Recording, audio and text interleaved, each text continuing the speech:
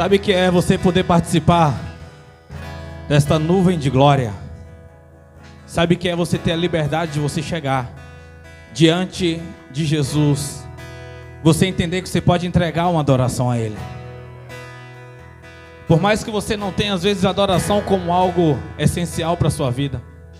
Por mais às vezes que você acha que você não é digno de ser um adorador. Porque às vezes você está acostumado com as suas obras. Até o seu tempo de adoração não era por causa do que Jesus fez, mas era porque você tinha conseguido. As pessoas, elas têm dificuldade de adorar o Senhor hoje porque elas estão confiando na força do seu próprio braço. Ou seja, no tempo que ela acha que ela jejuava, no tempo que ela não perdia um culto, então esse era o tempo que Deus aceitava a adoração dela. Ou seja, nunca foi por causa de Jesus, nunca foi porque do sacrifício de Jesus, foi porque das malditas obras da mão dela. Ou seja, é imprimido nas pessoas uma mente religiosa. É aquele que consegue olhar para si e dizer assim: não, eu não consigo ver erro algum em mim, porque eu não tenho faltado no culto, eu não tenho faltado com o meu dízimo e oferta, eu tenho tomado Santa Ceia. E aquela está fazendo o quê? Aí quando chega nos terríveis dias, que elas começam a falhar por causa da humanidade ou por causa de alguma frustração, ela não consegue de novo chegar a Jesus e se prostrar aos pés dele, porque as mãos delas estão sujas, a identidade religiosa dela está suja, então agora ela não tem nada para oferecer, porque ela nunca entregou algo de graça para o Senhor. Tudo que ela fez um dia foi uma troca de valores. Eu vou na igreja, eu dizimo, eu leio a Bíblia, eu oro, e em troca o Senhor me abençoa. Só que quando há essa troca, quando há essa maldição também, quer dizer que o laço do amor, ele foi perdido. Porque o amor de Deus é incondicional. Deus, ele não está esperando a sua adoração para ele ficar feliz. Não, você adora porque tudo que você adora, você fica parecido. Você adora porque essa é a função a qual nós somos chamados para fazer. É adorar, é organizar o mundo. Nós somos chamados para poder organizar o mundo. Não foi apenas para nós constituirmos uma família, receber um bom salário e dizer que somos felizes. Não. Tem algo muito maior. Eu gostaria que vocês abrissem a Bíblia de vocês juntamente comigo no livro de Jeremias. Glória a Deus, aleluias. De receber a glória, a força, a honra e do poder, indigno é o cordeiro de receber a glória, a força, a honra, todo o poder. Anjos e querubins,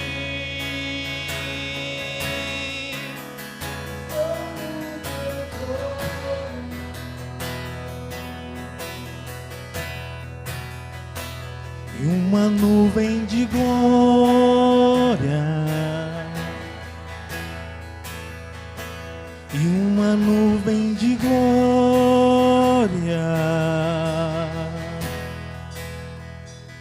Jeremias 33. Aleluias, glória a Deus. Tu és lindo, Senhor, tu és belo, tu és perfeito, Pai. No dia que você entender o que é transcender o teu espírito, o que é você crescer no teu espírito, independente daquilo que você está ouvindo, independente daquilo que você está vendo, independente da circunstância, independente da situação caótica que o país pode estar, é sobre você e Deus. Jeremias 33, o verso é a partir do 1. Quem achou, dá um glória a Deus bem forte aí. Aleluia. Diz assim: a palavra do Senhor veio a Jeremias pela segunda vez, enquanto ainda estava preso no pátio da guarda. Fala comigo. A palavra do Senhor veio a Jeremias enquanto ainda ele estava preso no pátio. Jeremias estava no shopping? Jeremias estava na igreja? Vamos lá.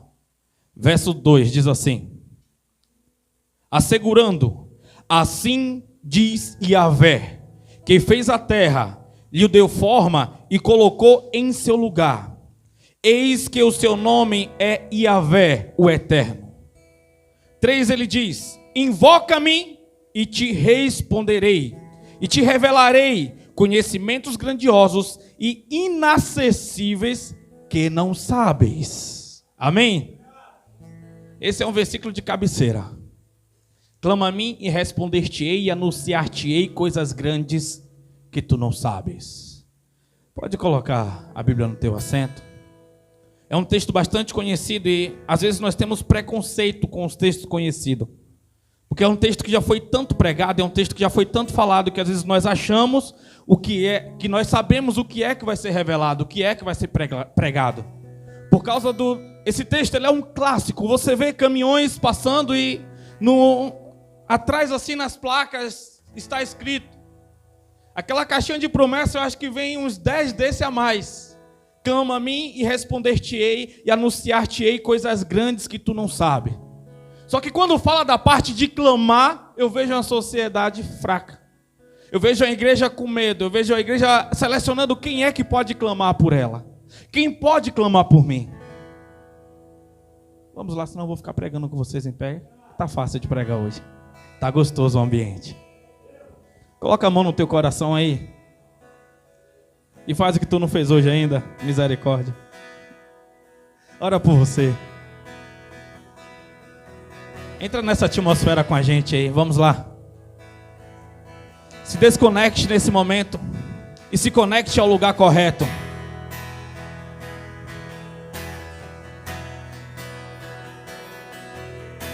A glória, a força, a honra, todo o poder não é o Cordeiro de receber. A glória, a força, a honra, todo o poder, anjos e querubins no seu trono,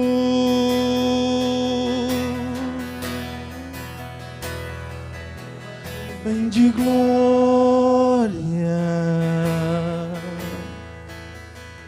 em uma nuvem de glória. Deus, nós preparamos esse ambiente para o Senhor, Pai. Obrigado pelo nível que o Senhor tem deixado nós entrar nesses últimos dias. Meu Deus, eu sei, Pai amado, que as batalhas estão grandes, mas também nós sabemos sobre as vitórias, Pai. E o que nós aguardamos esses dias, Pai, vai muito além do que aquilo que nós achamos, ou do que aquilo que nós sabemos, ou do que aquilo que nós esperamos. Porque o Senhor é o Deus de ontem, o Deus de hoje, o Deus de amanhã, o Deus da eternidade, Pai.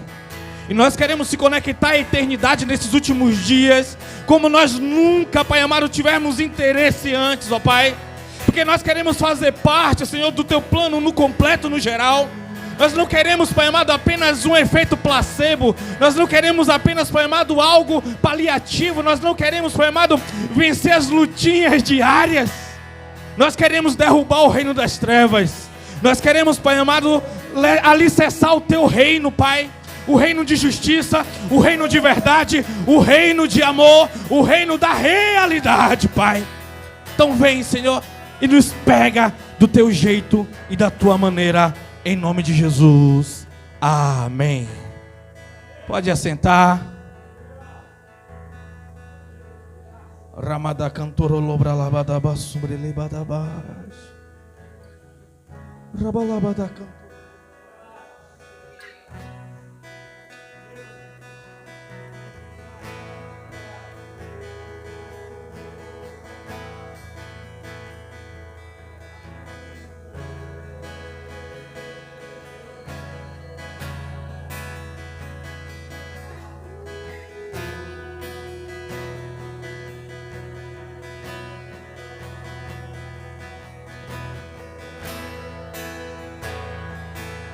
É muito mais do que a atmosfera emocional.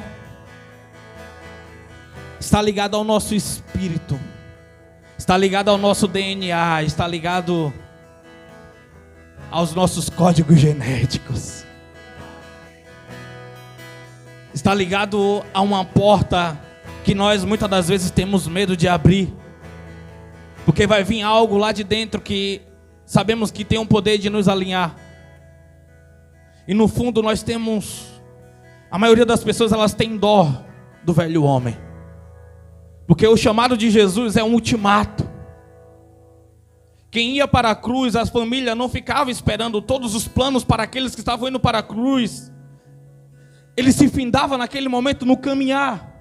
Entre subir ali, vamos dizer, entre subir aonde que ele estava até onde que ele iria ser crucificado. Eram os últimos passos dele. A cruz ela é rude, a cruz ela é cruel, ela não conserva as suas vítimas. Todos que passaram pela cruz, a cruz foi eficaz, ela matou. Agora como você vai pegar a sua cruz e carregar até o topo? Só tem um jeito. A cruz é uma ponte para a eternidade. A vida humana, a vida carnal, ela vai ser limitada ali. Mas dali diante ela vai passar por uma eternidade, ela vai passar ela vai para o infinito. Se é que você consegue me entender. Vou tentar diluir mais aqui para você poder entender esse nível de revelação. As pessoas elas têm medo da cruz porque elas estão sempre tendo dó da própria história dela.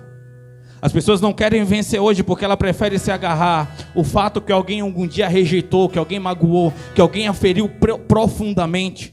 Então ela prefere deixar a marca de um pai, da falta de um pai, da falta de uma mãe, da falta de um amor paterno, porque ela prefere que Jesus fique do outro lado para não curar e entender que a maturidade pode ser uma realidade na vida dela.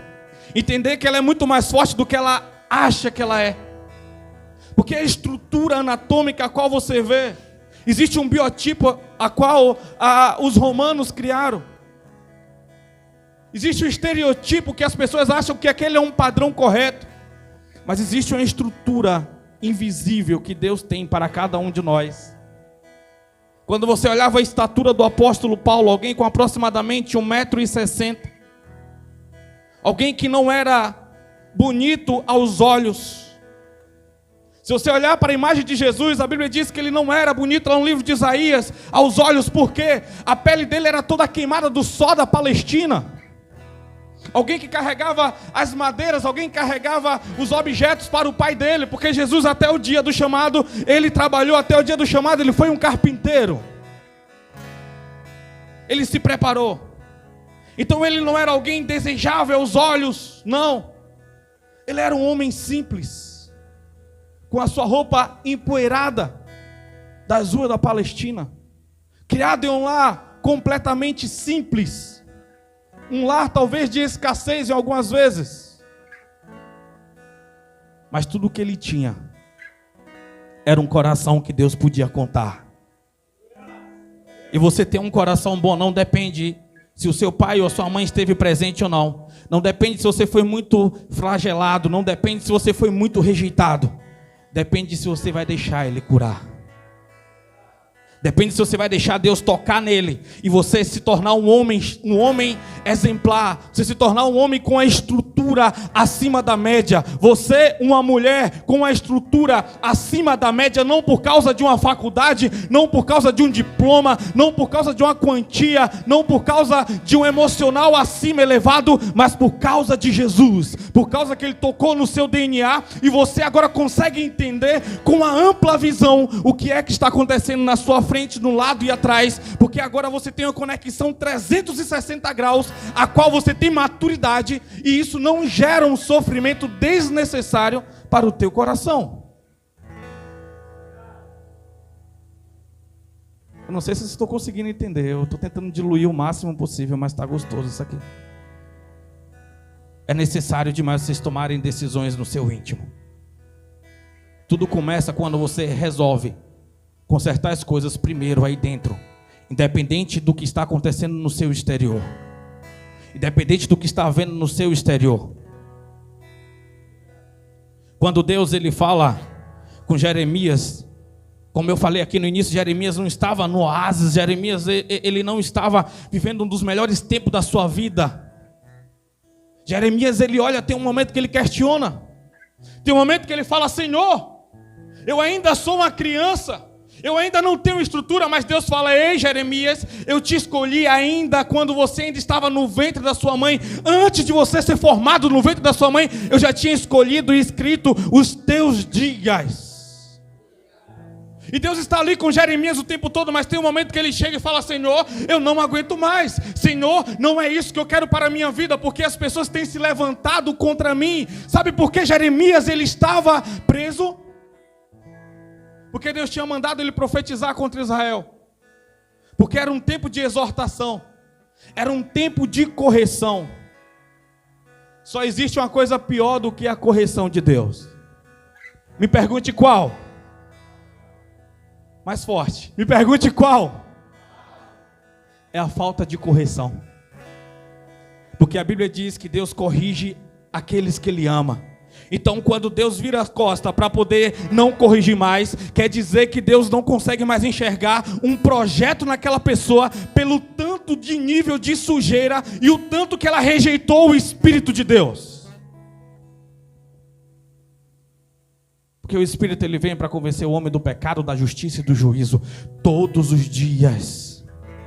Todos os dias. Todos os dias. Mas existe algo chamado... é tipo um queloide. Quando as pessoas elas perdem a sensibilidade naquele lugar. Quando existe uma cauterização. Sabe o que é cauterização? Quando um animal ele é marcado nas fazendas com aquele ferrão que é esquentado no fogo e marcado o animal, naquele lugar ali o animal ele perde a sensibilidade, ele não sente mais ali naquele lugar. Tem pessoas que estão com o coração cauterizado contra o Espírito de Deus. O Espírito de Deus vem para convencer, o Espírito de Deus vem para poder trazer uma tristeza, porque o Espírito de Deus traz uma tristeza.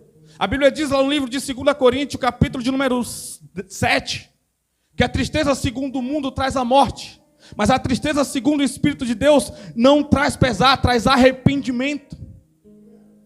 Então tem pessoas que eu não sei o que está acontecendo, eu estou trabalhando, a minha família está bem, mas tem uma tristeza aqui, sabe que é o Espírito Santo está falando bem assim: ei, você está bem para o plano que você criou para você, mas para o plano que eu criei para você, você não tem parte nenhuma. Então abandona esse plano e vem para o lugar que eu arquitetei, vem para o lugar que eu criei para você, vai fazer o que é que eu desenhei você para fazer. Jeremias ele está em uma escassez. Jeremias agora ele está preso, ele está dentro de um pátio. Ele está privado pelo rei Zedequias. Aquele que está privado, ele não tem a liberdade de ir e vir. Aquele que está preso, ele não come o que ele quer. Aquele que está preso não recebe a visita de quem ele quer. Aquele que está preso, ele está limitado pelo homem. Tem alguém compreendendo aqui? Tem pessoas presas nos seus próprios delitos. Tem pessoas presas nas suas próprias transgressões. Tem pessoas presas pelos poderes do reino das trevas e não está entendendo que a real liberdade está chamando ela. Porque o Evangelho é poder, entenda isso. O Evangelho é poder, entenda isso. Por favor, você precisa entender isso.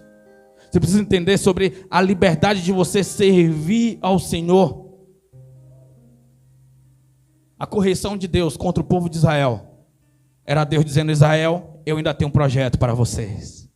E para você compreender o capítulo 33, você precisa compreender primeiro o capítulo 31, o capítulo 32. E aí você vai chegar no 33. Porque, na verdade, no 30, Deus já chega assim e começa a falar: ó Israel, eu tenho planos para você, plano de vida, eu tenho cuidado de vocês. Lembra quando eu tirei vocês lá da terra do Egito? Lembra quando eu carreguei vocês pelo deserto? Lembra quando eu falei para vocês que eu daria um reino eterno através de Davi, que eu não os abandonaria? Porque mesmo em meio à correção, ainda tem promessas de Deus. Mesmo em meio a correção, Deus ainda está alinhando, Deus ainda está cuidando, Deus ainda está do lado, Deus ainda está apontando. Então Então a Bíblia diz que a palavra de Deus, no capítulo 32, veio a Jeremias. Sabe o que eu entendo quando a palavra diz que veio? Quer dizer que Deus sabia onde Jeremias estava, na prisão. Sabia da limitação de Jeremias. Ou seja, Jeremias não tinha condição de ir, então Deus veio até ele. Sabe o que eu consigo entender? Não importa qual é a situação que você esteja, não importa qual é a fase que você esteja, Deus, Ele está de olho, Deus, Ele está olhando, Deus, Ele está com os olhos apontados para você, e Ele tem condições de ir até você. Mas eu pergunto para você, você quer a visitação de Deus? Você quer ser tocado por Ele? Você quer ouvir a voz de Deus? Porque assim como aquele povo saindo do Egito, eles olhavam aquela situação que eles estavam passando depois de sair do tempo do Egito, eles ainda tinham saudade de lá. Eles tinham saudade da escravidão. Eu te pergunto hoje, fazendo analogia, atualizando, o que é que você mais sente saudade? Qual é o seu saudosismo do seu tempo de escravidão, quando Satanás te batia? O que é que está tão aceso no seu coração que você consegue dizer não para Deus todos os dias? O que é que está tão aceso dentro de você que você acha a impossibilidade de você servir o reino? Você acha a impossibilidade de você manifestar a graça? Porque essa incredulidade, porque você tem que dizer todos os dias para você, porque é que existe você tem que gastar esse tempo com você mesmo, se convencendo que você não é apto a nada de Deus, que Deus está com raiva de você, que Deus te rejeitou, que Deus não te quer mais.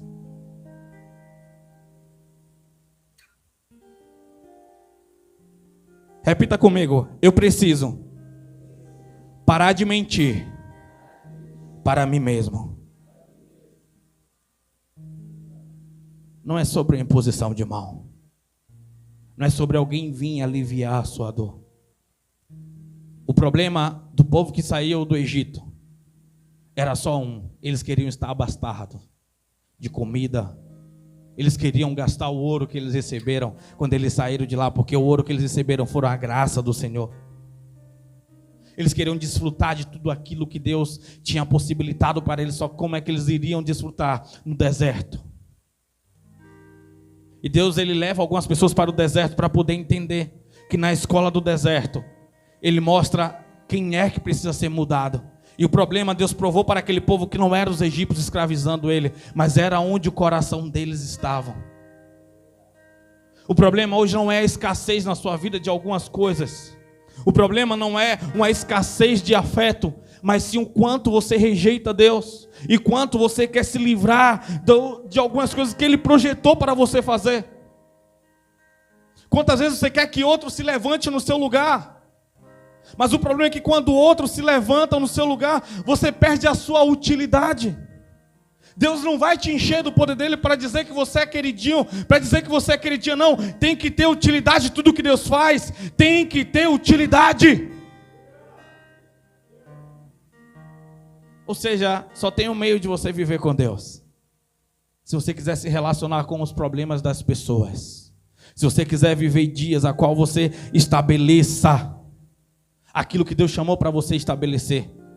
Naquele período Deus estava falando também assim para aquele povo de Israel: eu vou reestabelecer novamente o meu governo sobre o sacerdote. Eu vou renovar o coração do sacerdote. Quando eu olho para a nação hoje, e quando eu vejo Deus dizendo que vai renovar as igrejas, eu vejo, sabe, como as pessoas pensando: então Deus vai matar todos os líderes, Deus vai matar todos os crentes falsos e vai vir uma leva nova. Não, Deus vai transformar coração de líderes. Deus vai transformar aquele crente que você acha que não tem jeito. Deus vai mudar corações.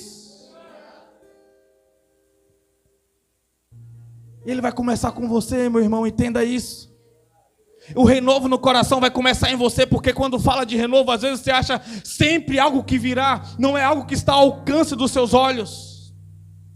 Não é no ambiente onde você está implantado. Não é. Sempre você pensa assim, mas Deus, Ele sempre vai começar com você, entenda isso. Entenda isso, sempre Deus vai começar com você. Deus sempre vai iniciar as coisas com você. Não vai começar uma partida ali, não. É a partir de mim. Senhor, é comigo, começa comigo, Senhor, começa comigo, começa comigo. A palavra de Deus veio a Jeremias. Quando a palavra de Deus veio a Jeremias, quer dizer que o consolo chegou a Jeremias. Quer dizer que o abraço chegou a Jeremias quando ele estava ali no pátio. O rei altamente enfurecido com ele, a nação estava enfurecida com ele, porque ele tinha dito: olha, Zedequias, você cairá, Zedequias, você será escravo da Babilônia, vocês todos passarão pela pressão da mão de Deus. Aquele povo queria parar a mensagem, porque eles estavam vivendo o tempo deles de orgia, estavam vivendo o tempo de uma boa aquisição financeira, eles não precisavam de Deus.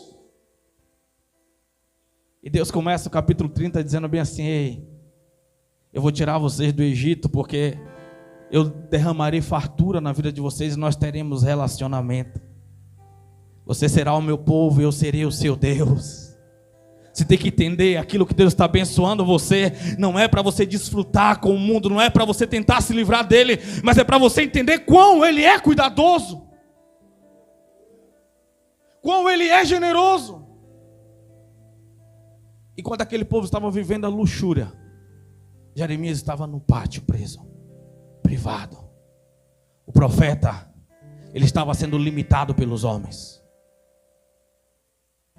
Deus estava lembrando a natureza de Jeremias, que ele era homem.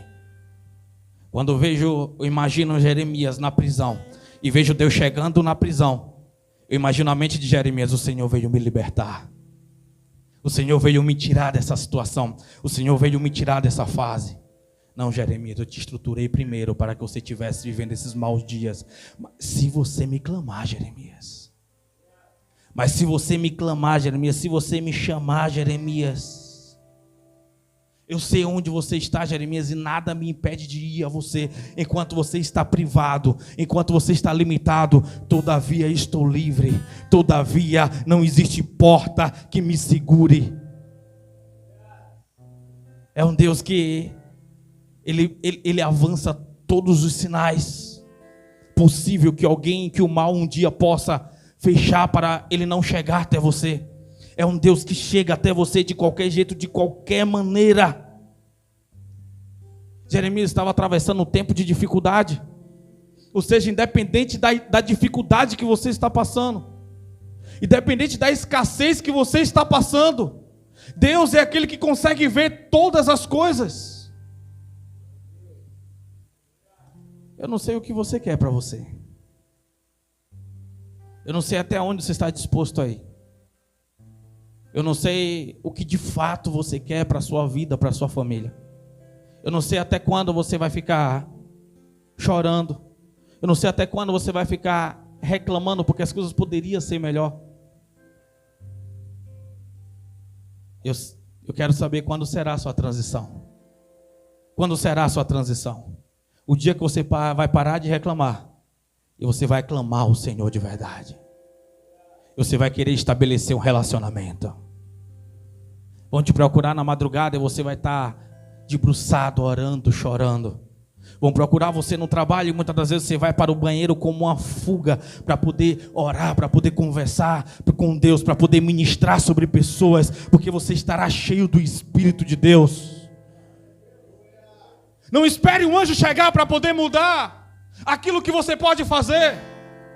Não espere um pregador chegar dizendo: eis que eu te digo, filho amado, filha amada, e aí você receberá uma revelação que mudará a sua vida. A maior revelação que você pode receber um dia é saber que Jesus morreu e ressuscitou por você. Se essa revelação não é suficiente para você tomar uma decisão na sua vida, não existe outra revelação. Porque isso fala muito aonde que o seu coração está.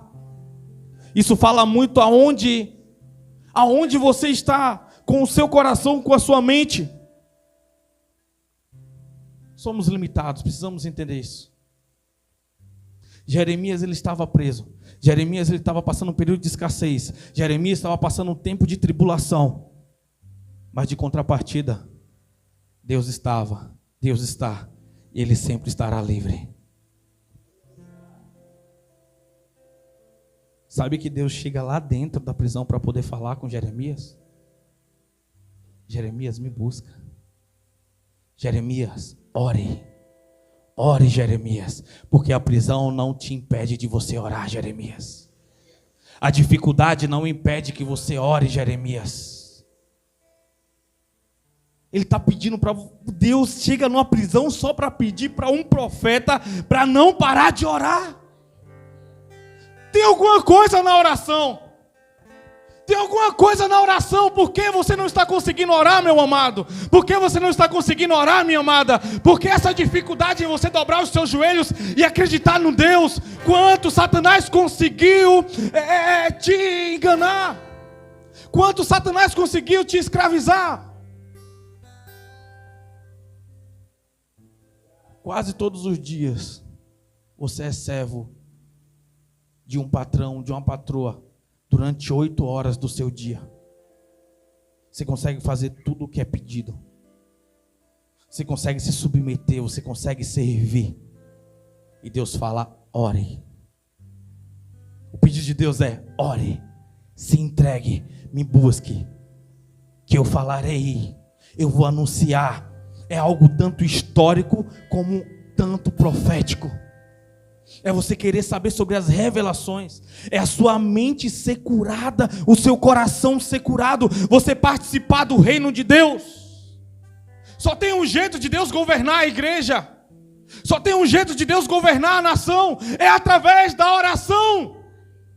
Deus só vai mostrar a vontade dele através da oração. É na oração que você sabe o que é necessário ser consertado. É na oração que você sabe onde Satanás está tentando. Porque Elias, o homem sujeito às paixões como nós, Tiago 5, verso 17, ele orou e Deus ouviu. Durante 3 anos não choveu. Ele orou novamente e Deus abriu os céus. Deus, ele cria situação para você orar. Entenda, quando você olha para Jonas, Jonas é um cara que ele sai de uma situação, Deus envia ele para um lugar onde que ele não quer ir, porque ele tem um senso de justiça próprio, ele tem um orgulho próprio, ele tem os argumentos próprios, ele tem as situações próprias para ele não servir a Jope. Só que ele não diz o não, para Nínive. Ele não queria servir Nínive. Só que quando ele diz Nínive, eu não sirvo você, eu não estava sendo para Nínive, estava sendo para Deus. Cuidado para quem você está dizendo não.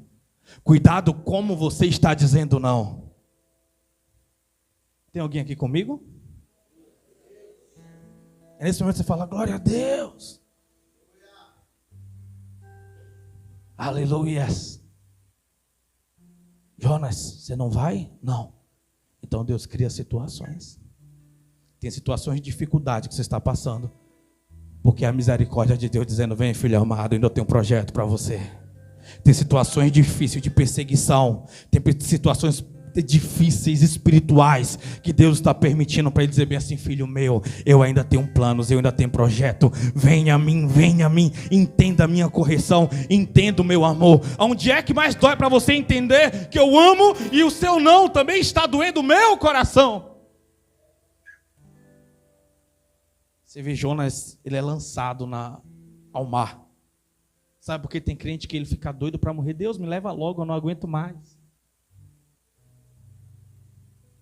Nunca foi sobre você, é sempre sobre o reino. Entenda isso, Senhor. Egoísta, sou egoísta. Fala para a pessoa do lado, nunca foi sobre você. Sempre foi sobre o reino. É plural, não singular.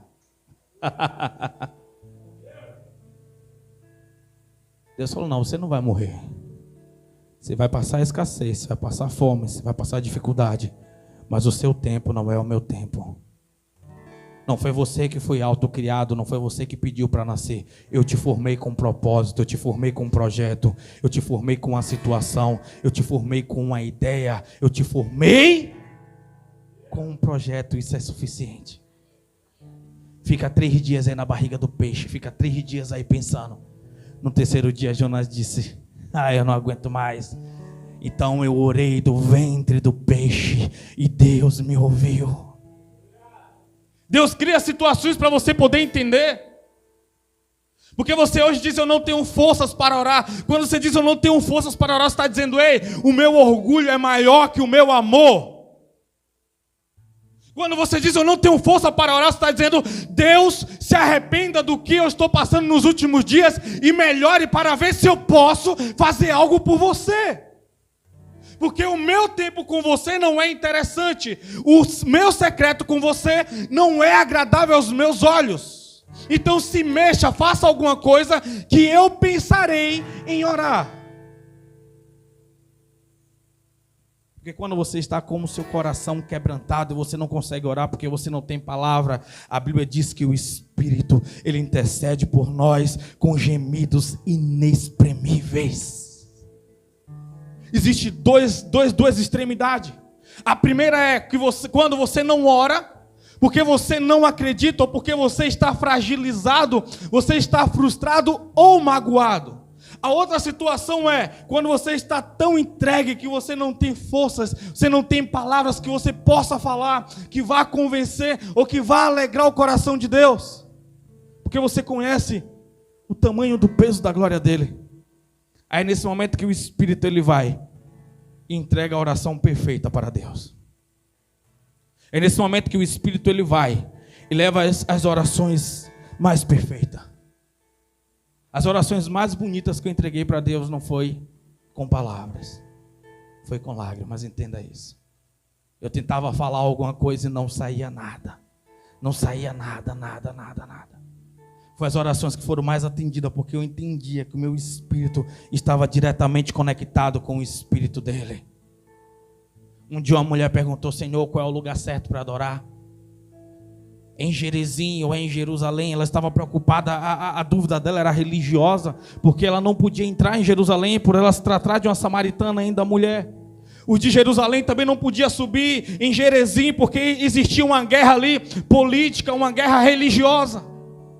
Jesus ele acaba com aquilo ali dizendo assim, não é em Jerusalém, não é no monte, mas é onde que os verdadeiros adoradores adoram em espírito e em verdade. É você entender quão você precisa dele, o quanto você quer e o que você quer dele, isso é necessário.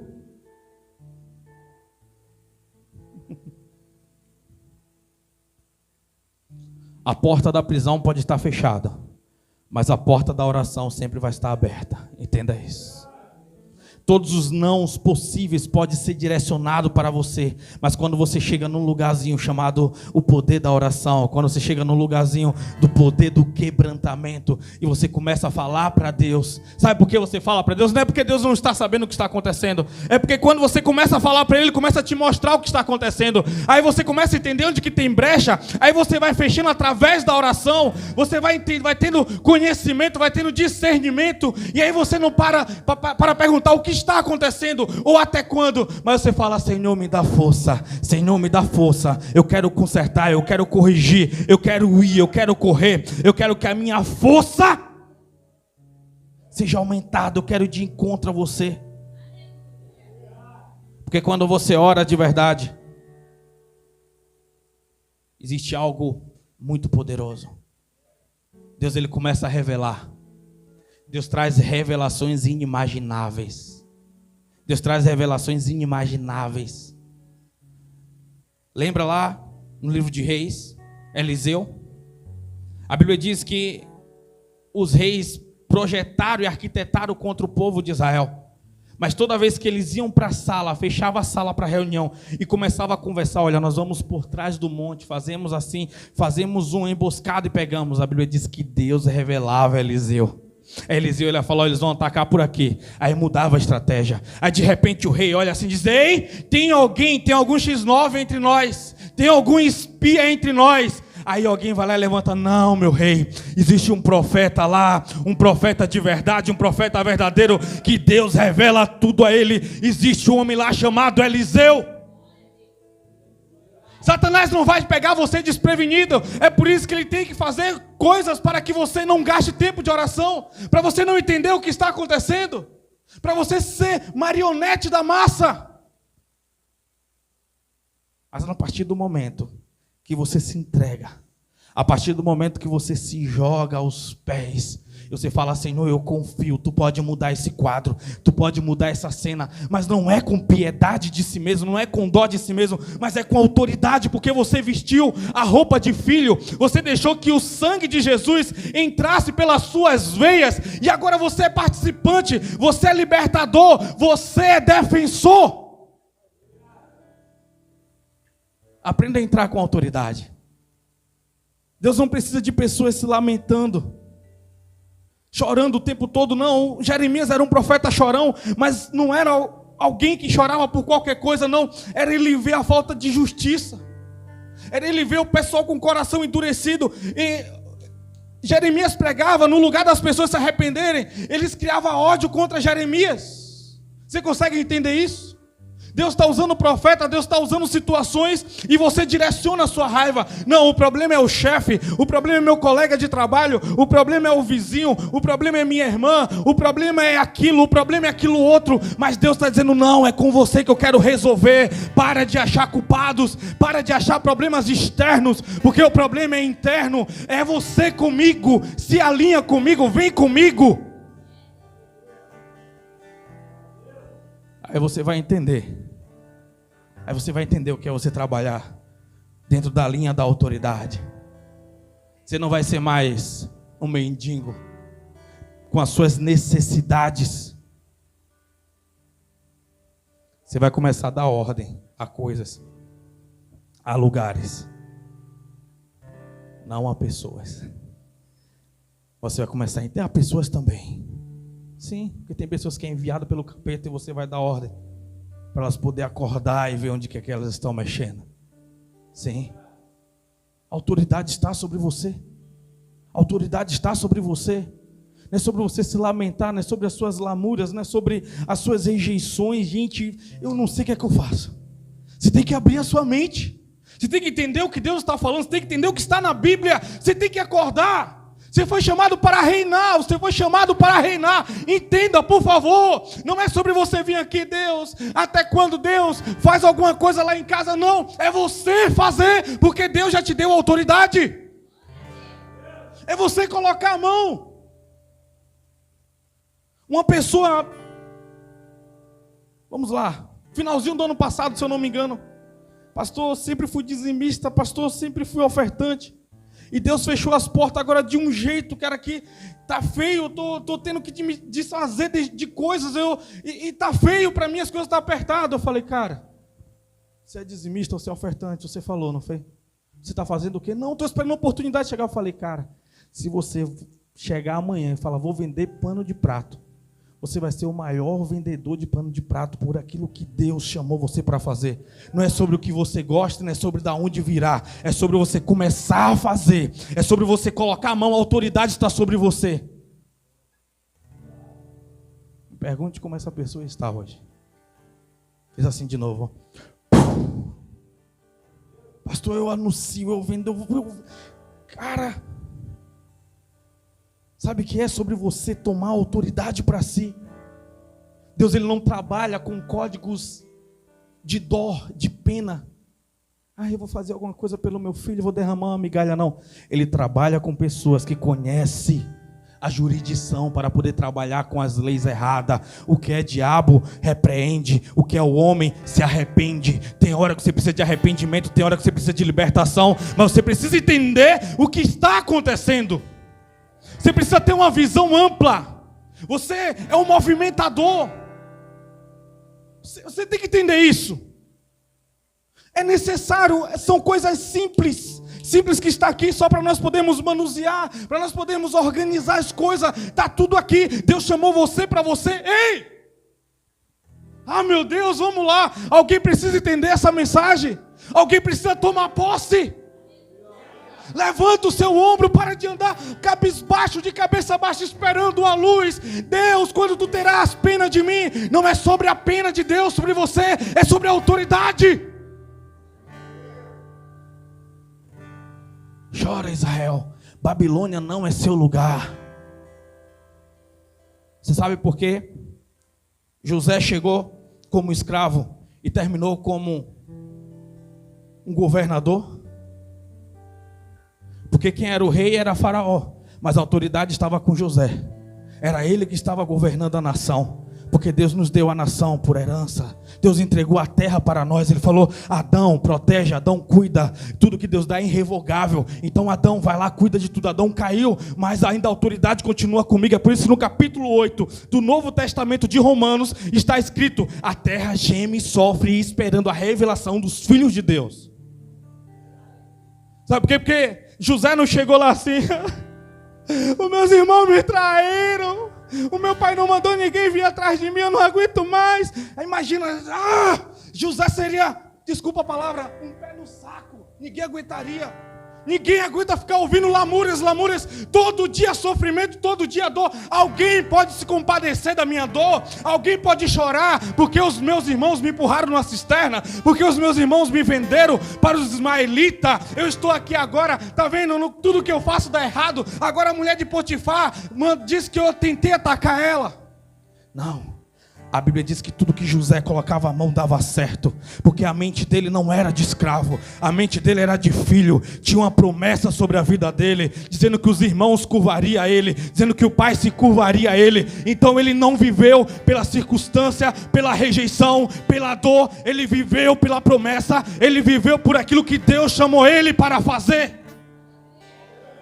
Aonde estava Daniel? Eunuco. Vou usar o termo para você. Daniel, ele foi castrado. Sim, literalmente. Ele não podia, ele não sonhava com a família, não. Sadraque, Mesaque e Abednego os mesmos. Mas o coração e a mente dele estavam em Deus. Estavam em Deus. Não, eu vou ser governador aqui. Quem é o rei é quem? É Nabucodonosor? Não, mas quem vai governar aqui é eu, porque eu vou receber a revelação, eu vou receber poder, eu vou receber, então eu vou governar. Eu vou governar, entenda, como estava Jeremias preso, mas a palavra de Deus foi aonde? A palavra de Deus não foi lá no templo falar com o sacerdote, porque o sacerdote estava corrompido, foi dentro da prisão. Você consegue entender que é de dentro para fora? Você precisa entender, você precisa sair de dentro dessa jaula aí. Você precisa parar de andar esperando que alguém faça alguma coisa por você. Ninguém vai fazer por você, porque Deus já está fazendo. Ele só está dizendo: se põe de pé. Ele só está dizendo: se põe de pé, se coloque na posição, se guarde. Está escrito, tem promessa dele sobre nós. Você precisa sair daqui hoje de cabeça erguida. Você precisa sair daqui hoje, por favor, revestido de toda a armadura. Você precisa sair daqui hoje como um guerreiro, não como um crente. Porque para a nação brasileira, crente é besta. Crente tem que andar com um terno, tem que estar com um coquezinho de cabelo, tem que falar errado, tem que ter uma Bíblia gigante, tem que dar sempre a outra face para tomar tapa na cara. Não pode se envolver com política, porque política é governo. Deus chamou a gente para governar. Deus chamou a gente para ser cabeça, não cauda. Por favor, para com essa ideologia diabólica.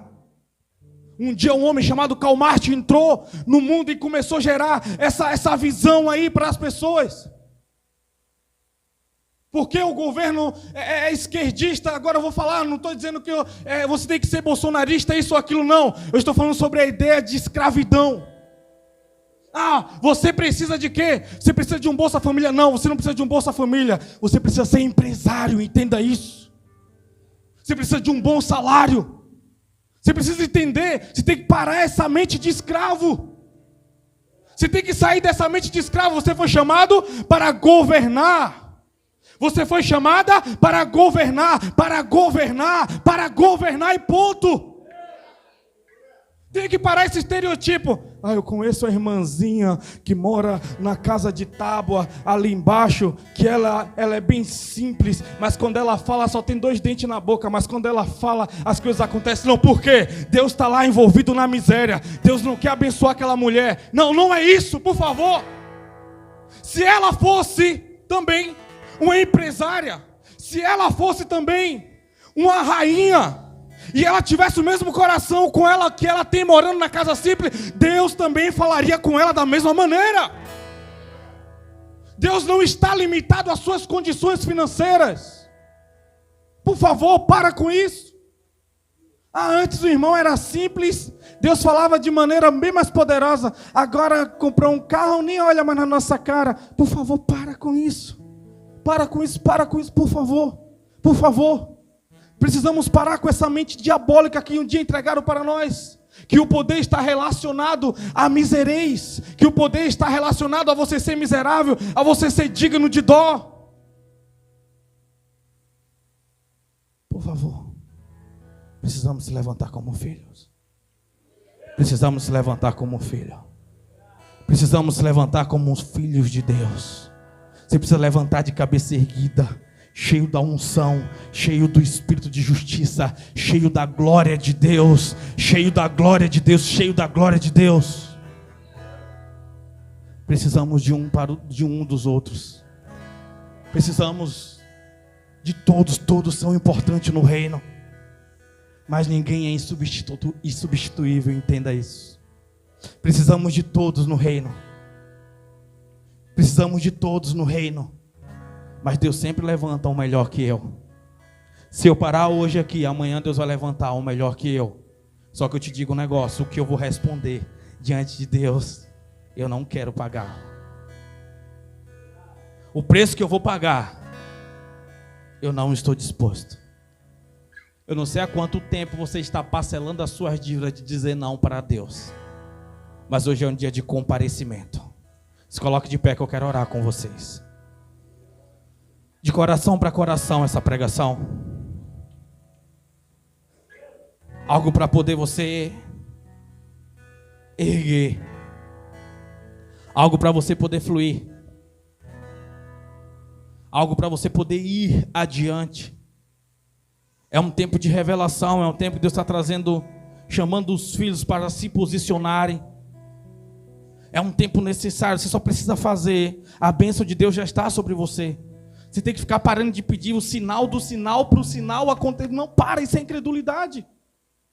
Porque se no final der errado, você quer culpar Deus, quando na verdade quem errou foi você, quem falhou foi você. Não, mas se hoje alguém vir orar e colocar e falar, eu sei porque vai acontecer. Se hoje o pastor pregar de camisa preta, para com essa superstição aí. Já tem uma promessa dele sobre você, você só precisa ir. Você só precisa avançar, por favor. Existe um lugar de autoridade que Deus te deu, não é porque você é bonitinho, não é porque você é bonitinha, não é porque você é isso ou aquilo, não é porque dos dons. É por causa de Jesus e ponto final. É por causa de Jesus e ponto final. É por causa de Jesus. Entenda isso, é por causa de Jesus. Eu posso pregar 1 milhão de vezes, eu vou sempre ser humano. Não é porque eu preguei que eu tenho um ponto positivo com Deus, que eu tenho um saldo com Ele, não. É por causa de Jesus. É por causa de Jesus. Deus não está me atendendo por causa do jejum, é por causa de Jesus. Não é porque eu li a Bíblia hoje que Jesus, Ele vai falar comigo. É por causa de Jesus, entenda isso.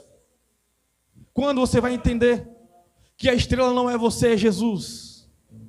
Quando você vai parar para você pensar e ver que o protagonista não é você, é Jesus. Quando é que você vai começar a deixar Jesus trabalhar na intimidade das coisas? Quando é? A história triste, por favor, tem que findar hoje aqui. Aleluia. Fala assim comigo, mas solta de dentro para fora assim com força. A história triste acaba hoje. Estou pronto para viver os dias que o Senhor já preparou para mim. Fique à vontade para conversar com Ele. Solta a voz aí, profeta.